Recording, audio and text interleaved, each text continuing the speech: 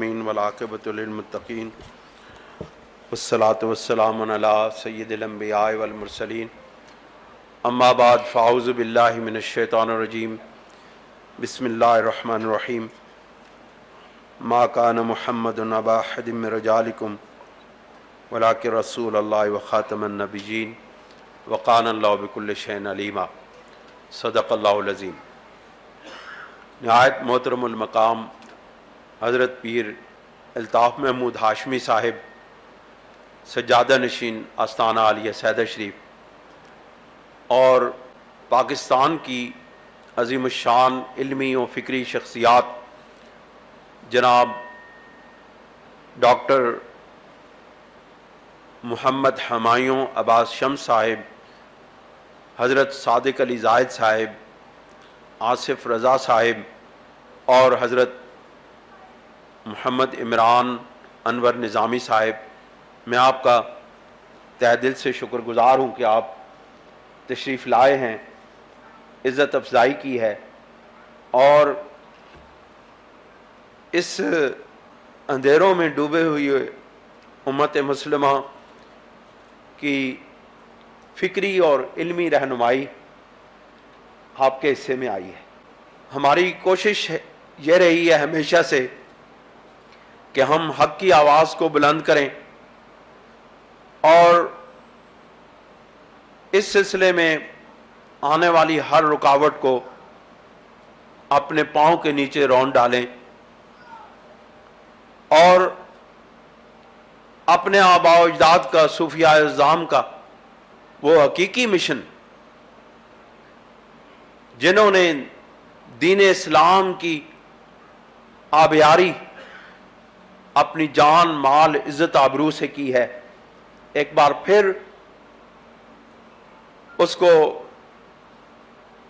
لوگوں کے سامنے رکھیں اور لوگوں کو اپنے ساتھ لے کے اور ان اہل علم کی رہنمائی میں آپ کی ہمیں ہر قدم پر ضرورت ہے۔ میں تقریر نہیں کرنا چاہتا، میں صرف آپ کا شکریہ ادا کرنا چاہتا ہوں کہ آپ نے اتنی مہربانی فرمائی ہے کہ آپ ایک نئی شمع لے کر کے لوگوں کے سامنے تشریف فرما ہے۔ آپ کو معلوم ہے کہ اس وقت آستانوں پر کیا ہو رہا ہے، آپ کو معلوم ہے کہ اس وقت خانقاہوں میں کیا ہو رہا ہے۔ خانقاہیں علمی اور فکری طور پر بانجھ ہو چکی ہیں۔ وہ صوفیاء جو صرف زبان سے ایک جملہ نکالتے تھے اور لوگوں کی روحوں میں وہ جملے اتر جایا کرتے تھے، آج وہ خانقاہیں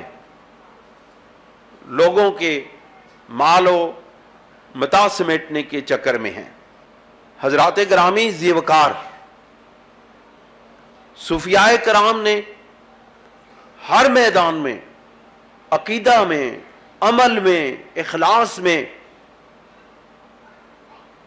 انسانیت کی رہنمائی فرمائی ہے اور انہی کی وجہ سے برِ صغیر پاک و ہند میں اور دنیا میں اسلام جو ابھی نظر آتا ہے ہمیں، یہ ان صوفیاء کرام کی بدولت ہے۔ انہی کی جلائی ہوئی شمع نے تمام قلوب و اذہان کو روشن اور منور کیا ہوا ہے۔ یاد رکھیں، انہی صوفیاء کرام کی بعض باتوں کو حوالہ بنا کر اسلام دشمن ہمیشہ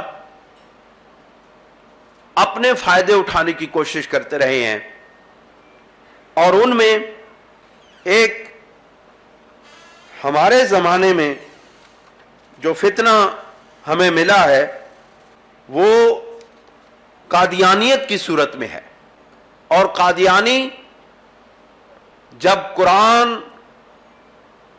احادیث پاک کے دلائل سے عاجز آ جاتے ہیں اور قرآن و حدیث کے دلائل جب اہل علم ان کے سامنے رکھتے ہیں اور جب وہ جواب نہیں دے سکتے تو پھر وہ صوفیاء کرام کی عبارتوں، سکریہ کلام اور شتاحیات کے پیچھے چھپنے کی کوشش کرتے ہیں، اور وہ لوگ جو صوفیاء سے محبت کرتے ہیں ان کو ڈسیو کرنے کی کوشش کرتے ہیں، ان کو لوٹنے کی کوشش کرتے ہیں، ان کے فکر کو، ان کے عقیدے کو برباد کرنے کی کوشش کرتے ہیں۔ دوستوں اور بزرگوں، میں چند اصطلاحات آپ کے سامنے رکھتا ہوں صوفیاء کرام کی، جن کا جاننا بہت ضروری ہے۔ اس کی بنیاد پر ہی آپ صوفیاء کے اس مقدمہ کو سمجھ سکیں گے۔ صوفیاء کرام جس وقت اللہ کے ذکر میں اتنے مشغول ہوتے ہیں اور اس میں ان کو اتنی محویت حاصل ہو جاتی ہے کہ وہ اپنے گرد و پیش کے ماحول سے بے خبر ہو جاتے ہیں، حتیٰ کہ وہ اپنی جان سے بھی بے خبر ہو جاتے ہیں، اور وہ ایک اللہ رب العزت کی محبت میں مستغرق ہو کے، اس میں محو ہو کے اس مقام پہ پہنچ جاتے ہیں کہ وہ ایک مدہوشی کی کیفیت سے دوچار ہو جاتے ہیں۔ وحشت اور انتہائی بے خودی کی کیفیت ہے، اور مدہوشی کا مطلب عقل کا نہ رہنا ہے، حواس کا قائم نہ رہنا ہے۔ یہ جو ظاہری حواس ہیں، ان سے جس وقت انسان اوپر چلا جاتا ہے یا یہ حواس انسان کو چھوڑ دیتے ہیں، تو پھر اس وقت ایک بے ہوشی اور سکر کی کیفیت ہو جاتی ہے۔ یاد رکھیں ایک بات، سکر اور شتاحیات آپس میں ملتی جلتی چیزیں ہیں۔ شتاحیات وہ کلام ہے جو اہل اللہ صوفیاء کرام اس مقام پہ پہنچ کے جو کلمات ان کی زبان سے نکلتے ہیں اور وہ عام لوگوں کو سمجھ نہیں آتے، لوگ ان کے حقیقی معنوں تک نہیں پہنچ سکتے، جس کی وجہ سے وہ گمراہیوں کا شکار ہو جاتے ہیں اور لوگ ان کو دھوکے میں مبتلا کر دیتے ہیں۔ ان میں ایک اصطلاح کشف اور الہام کی ہے۔ کشف لغوی اعتبار سے حجابات کے اٹھنے کو کہتے ہیں۔ جب صوفیاء کرام اہل اللہ رب العزت کے ذکر میں اور مقامات طے کرتے ہوئے اتنے بلندی پہ چلے جاتے ہیں، تو اللہ رب العزت بندے اور اللہ کے درمیان جو حجابات ہیں وہ اٹھنے شروع ہو جاتے ہیں، اور بندے کے سامنے اس کائنات کے راز کھلنے شروع ہو جاتے ہیں۔ اس حالت کو کشف کہتے ہیں۔ اور الہام میں مختصر طور پہ بیان کر رہا ہوں کیونکہ بہت بڑے عظیم الشان ہستیاں یہاں پہ موجود ہیں، میں چاہتا ہوں کہ آپ زیادہ سے زیادہ ان سے استفادہ کریں۔ اور الہام جو ہے وہ اللہ رب العزت کی طرف سے کسی اللہ کے ولی کے قلب پر القاء کی ہوئی بات کو کہتے ہیں۔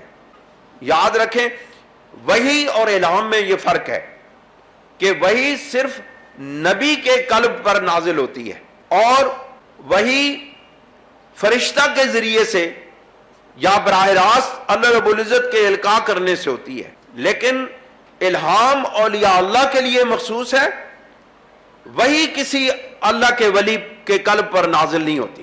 یہ بات اصول یاد رکھیں گے، پھر آپ کو کوئی بھی دھوکہ نہیں دے سکے گا۔ اس کے ساتھ نبی کریم علیہ الصلوۃ والسلام کی ایک حدیث پاک کا مفہوم ہے۔ حضرت ابو ہریرہ رضی اللہ تعالیٰ عنہ سے روایت ہے کہ رسول اللہ صلی اللہ علیہ وسلم نے ارشاد فرمایا کہ لم یبق من النبوت الا المبشرات، کہ اب نبوت ختم ہو گئی، نبوت کا سلسلہ ختم ہو گیا، لیکن مبشرات باقی رہ گئی ہیں۔ اور مبشرات کہتے ہیں کس کو؟ قالو ومن مبشرات، سرکار دو عالم صلی اللہ علیہ وسلم سے پوچھا کہ یا رسول اللہ وہ مبشرات کیا ہیں؟ آپ علیہ السلام نے فرمایا قال الرؤیا الصالحہ، کہ وہ سچے خواب ہیں۔ یاد رکھیں، قادیانی سب سے زیادہ انہی چیزوں پر لوگوں کو برگلاتے ہیں، اور وہ اکثر اپنی گفتگو میں یہی کہتے ہیں کہ مجھے خواب آیا، میں نے استخارہ کیا، اور استخارہ کرنے کے بعد مجھے خواب میں یہ محسوس ہوا کہ غلام قادیانی نبی ہے۔ حالانکہ ایک بات اصول یاد رکھیں، آپ کو اگر کوئی شخص بھی کہے، کوئی قادیانی بھی کہے، یہ بات یاد رکھیں، یہاں اگر یہ بات آپ نے یاد رکھی آپ کبھی بھی نہیں بھٹک سکیں۔ کوئی قادیانی بھی اگر آپ کو یہ کہے کہ آپ استخارہ کریں کہ غلام قادیانی نبی ہے کہ نہیں، آپ اس کے منہ پر کہہ دیں کہ نبوت کے لیے استخارے کام نہیں آتے ہیں۔ نبوت کے لیے استخارے نہیں کیے جاتے ہیں. نبوت ایک یقین کا مقام ہے. نبوت ہمارے ایمان کا مقام ہے. نبوت ہمیں بدیہی طور پر معلوم ہے کہ نبی حضور علیہ الصلوۃ والسلام پر ختم ہو چکی ہے نبوت. اس لیے ہم کسی اور کے لیے استخارہ تک کرنا بھی گناہ کبیرہ اور کفر سمجھتے ہیں. کبھی بھی استخارہ کے ذریعے سے کسی کی نبوت کا آپ کو علم نہیں ہوتا ہے. نبوت کا علم اس کی شخصیت سے، اس کے معجزات سے، اس کے اعلیٰ و رفع مقام سے ہوتا ہے. لہذا یہ بات یاد رکھیے گا. پھر میں آپ کے سامنے حضرت امام ربانی مجدد الفسانی رحمۃ اللہ علیہ کی ایک عبارت آپ کے سامنے رکھنا چاہتا ہوں. آپ ارشاد فرماتے ہیں کہ وبدانی کے منامات و واقعات شایان اعتبار و اعتماد نیست، اور جان لو کہ یہ جو واقعات ہیں، یہ جو خواب ہیں، ان کا کوئی اعتبار نہیں ہے. اگر کسے خود را در خواب یا در واقع بادشاہ دید یا قطب وقت یافت فی الحقیقت نہ چنی نست. آپ فرماتے ہیں اگر کوئی خواب میں اپنے آپ کو بادشاہ دیکھتا ہے یا اپنے آپ کو قطب وقت دیکھتا ہے تو کیا وہ قطب وقت بن جاتا ہے؟ کیا وہ بادشاہ بن جاتا ہے؟ یا تو خواب میں دیکھی ہوئی ہر بات بالکل بعین ہی اسی طرح ثابت ہو جائے تو پھر تو کہیں کہ خواب میں آنے والی ہر بات سچی ہے. لیکن آپ فرماتے ہیں حضرت امام ربانی مجدد الفسانی شیخ احمد سرہندی ہماری آنکھوں کا نور، ہمارے سر کا تاج، ہمارا فخر، ہمارا سب کچھ، ہمارے ایمان و یقین کی ضمانت حضرت امام ربانی مجدد الفسانی ہے. آپ یقین جانیے ہم نے ایمان پایا ہے، ہم نے یقین پایا ہے تو حضرت امام ربانی کے قدموں کے طفیل پایا ہے. آپ فرماتے ہیں کہ اگر بیرون خواب و واقعہ اگر بادشاہ شبد یا کتب گردد مسلم است. آپ فرماتے ہیں کہ اگر خواب سے باہر کوئی بادشاہ بنے یا وہ کتب بنے تو وہ اس بات کو تسلیم کیا جائے گا. دوستوں اور بزرگوں، میں اس بات کو مختصر کرتے ہوئے میں اپنے اصل بات کی طرف آتا ہوں. یہ انشاءاللہ پرنٹڈ صورت میں آپ کو مل جائے گا. اور میں ایک اور بات بھی عرض کرنا چاہوں گا کہ یہ جتنے ہمارے بزرگ مقالہ نگار ہیں یہ اگر کرم فرمائیں گے اور اپنے مقالہ جات ہمیں دیں گے تو ہم انشاءاللہ ان کو یکجا کر کے پرنٹ کروا دیں گے. یہ ہماری جماعت کی ذمہ داری ہوگی. ان کے باقی صرف آپ نے جو اگر لکھا ہوگا نا، ہاتھ سے بھی لکھا ہوگا وہ بھی دے دیں گے. ہم کمپوزنگ وغیرہ سارا کچھ ہمارا شعبہ موجود ہے، وہ کر دیں گے. جزاک اللہ. حضرت امام ربانی رضی اللہ تعالیٰ عنہ کے عقیدہ ختم نبوت پر میں سب سے پہلے چند گزارشات عرض کروں گا. آپ فرماتے ہیں کہ منصب نبوت جو ہے یہ مقام اور مرتبہ ہے جس پر کسی شخص کو فائز کیا جاتا ہے.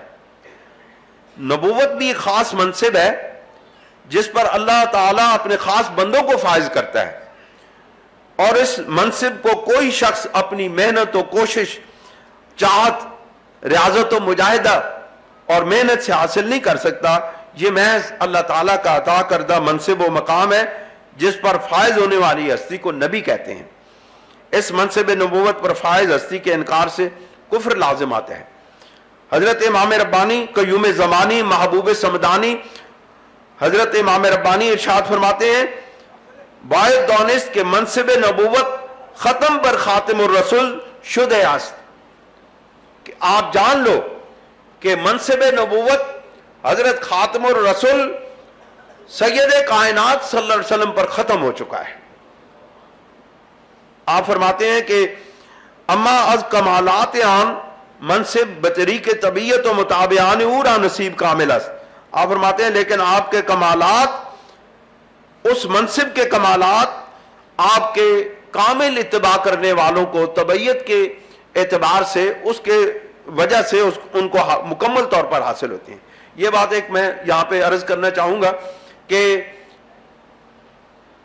قادیانی حضرت امام ربانی رضی اللہ تعالیٰ عنہ کی اس عبارت کو لوگوں کے سامنے پیش کر کے کہتے ہیں کہ دیکھیں جی، جب کمالات نبوت موجود ہیں، حضرت مجدد الفسانی رضی اللہ تعالیٰ عنہ جب کہتے ہیں کہ کمالات نبوت موجود ہیں تو اس کا مطلب ہے کہ نبوت جو ہے وہ ایک ٹرانسفر ہونے والی چیز ہے. جس وقت کمالات آگے ملتے ہیں، کمالات کا فیض ملتا ہے، تو اس کا یہ مطلب ہے کہ نبوت بھی آگے نصیب ہو جاتی ہے اور نبوت بھی آگے ٹرانسفر ہوتی ہے۔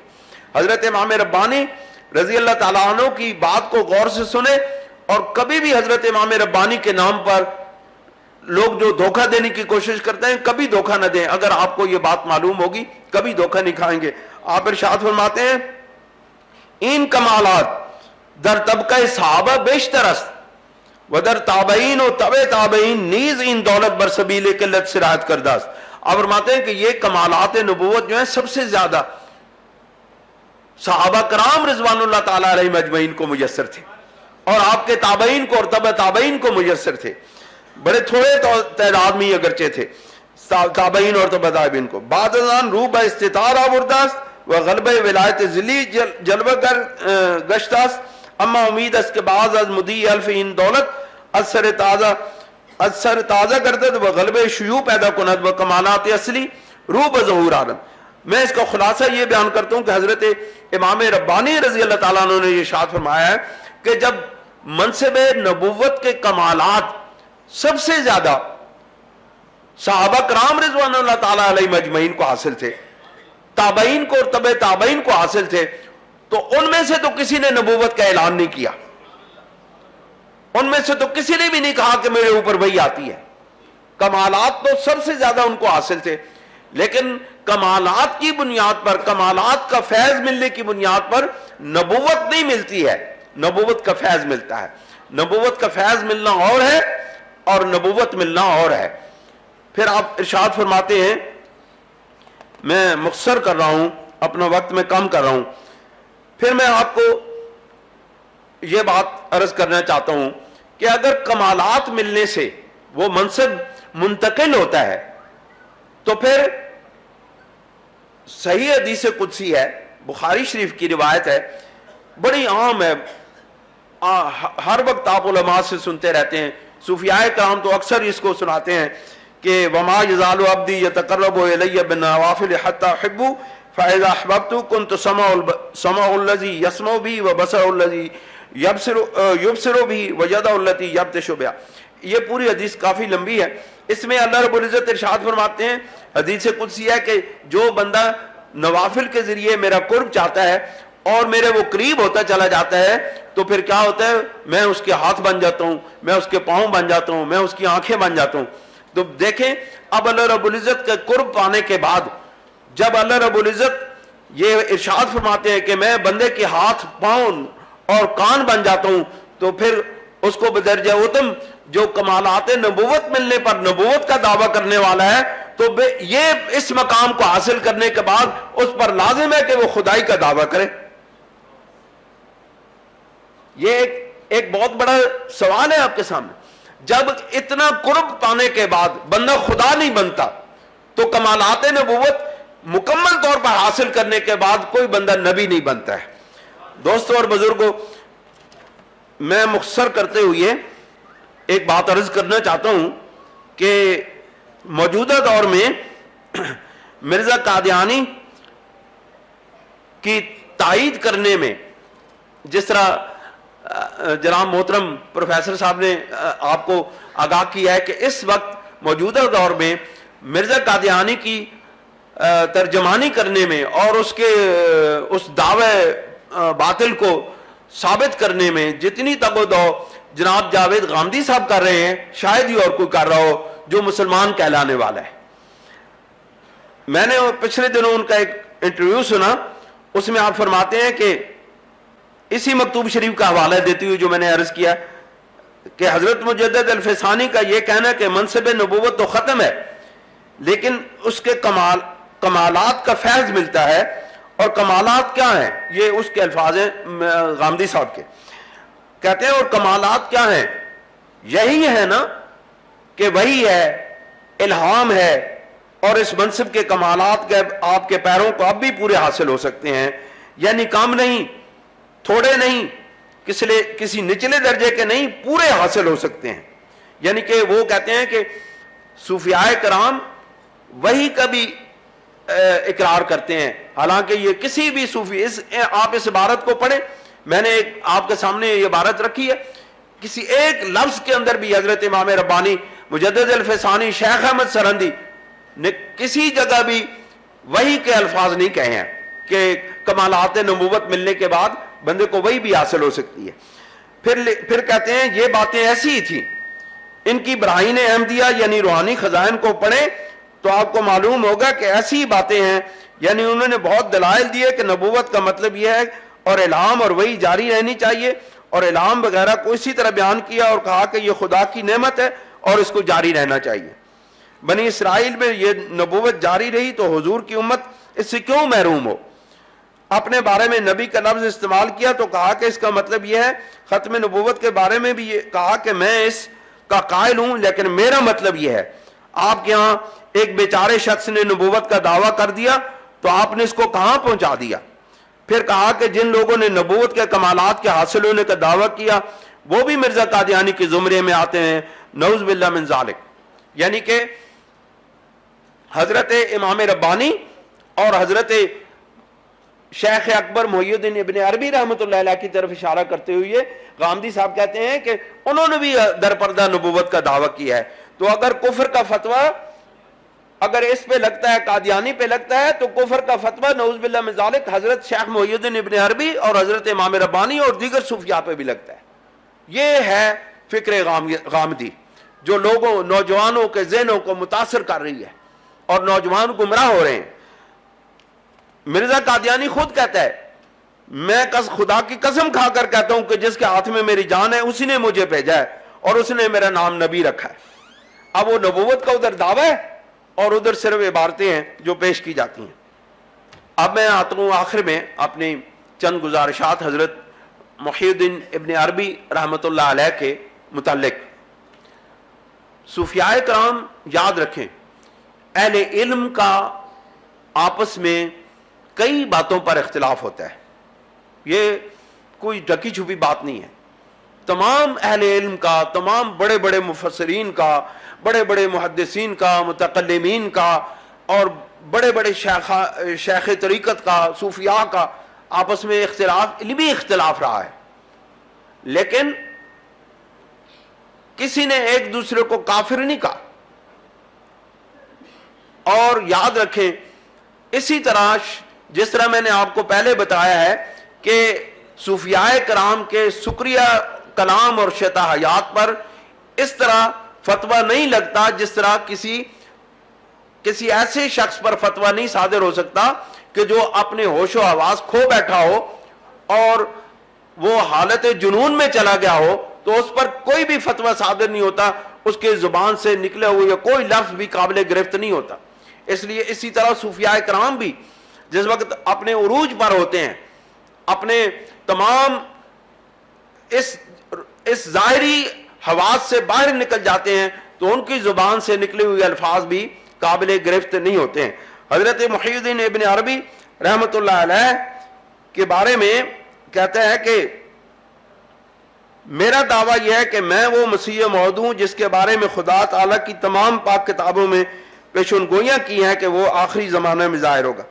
مرزا قادیانی غیر تشریعی نبوت کا دروازہ کھولنے کے لیے اپنی نبوت کو اپنا ایک نیا رخ دینے اور اس پر ذلی و بروزی نبوت کی چادر چڑھاتے ہوئے لکھتا ہے کہ اگر کوئی شخص خاتم النبیین میں ایسا گم ہو کہ باعث نہایت اتحاد اور نفی غیریت کے اس کا نام پا لیا ہو اور صاف آئینہ کی طرح محمدی چہرہ کا اس میں انعکاس ہو گیا, تو وہ بغیر مور توڑنے کے نبی کہلائے گا. پھر کہتا ہے محی الدین ابن عربی نے لکھا ہے کہ نبوت تشریح جائز نہیں, دوسری جائز ہے, مگر میرا اپنا مذہب یہ ہے کہ ہر قسم کی نبوت کا دروازہ بند ہے, صرف حضرت کے انعکاس سے جو نبوت ہو وہ جائز ہے.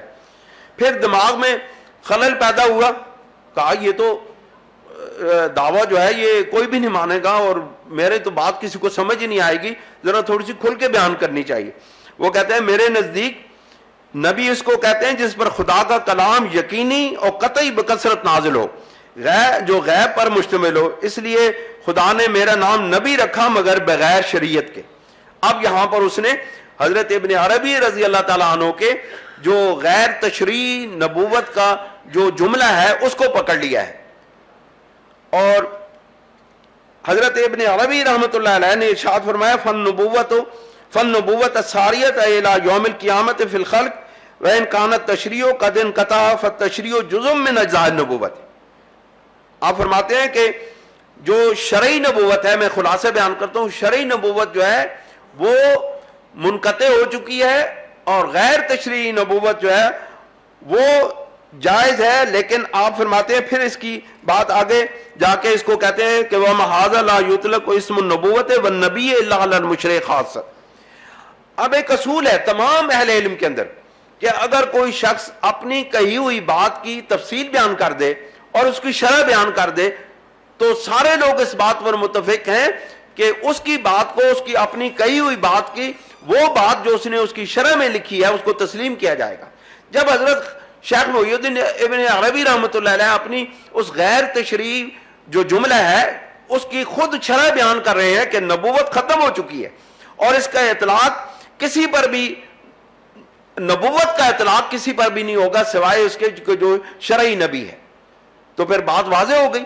حضرت محی الدین ابن عربی رحمۃ اللہ علیہ نے خود اس بات کو بیان کر دیا کہ میری بات کا یہ مطلب ہے. میں بالکل آخر میں یہ بات ایک مرتبہ پھر کہنا چاہتا ہوں کہ حضرت ابن عربی رحمۃ اللہ علیہ کی ان باتوں کو اگر کوئی شخص اپنی غلط نظریات کی بنائے گا، آڑ بنائے گا، تو وہ یقیناً ناکام ہوگا، کیونکہ صوفیاء کرام کی تحریر پر، ان کی تقریر پر، ان کی گفتگو پر، ان کے اقوال پر عقیدہ کو ثابت نہیں کیا جا سکتا. عقیدہ کو ثابت کرنے کے لیے قطعی دلائل کی ضرورت ہے، اور قطعی دلائل جو ہے اور قرآن و سنت سے ماخوذ ہو سکتے ہیں. کسی صوفی کے قول پر کبھی عقیدہ قائم نہیں ہو سکتا ہے، یہ بات یاد رکھیں. عقیدہ کی بنیاد صوفیاء کے کلام پر نہیں ہے، عقیدہ کی بنیاد اللہ رب العزت کے کلام اور ہمارے آقا و مولا حضور ختمیہ مرتبت صلی اللہ علیہ وسلم کے کلام پر منحصر ہے. اس کے علاوہ اور کوئی ذریعہ نہیں عقیدہ قائم کرنے کے لیے. لہذا اہل ایمان کا ختم نبوت کا یہ اجماعی عقیدہ ہے، اور اجماعی عقیدے کے پیچھے قرآن اور حدیث کے دلائل ہیں، نہ کہ صوفیاء کا کلام ہے. وآخر دعوانا ان الحمد للہ رب العالمین.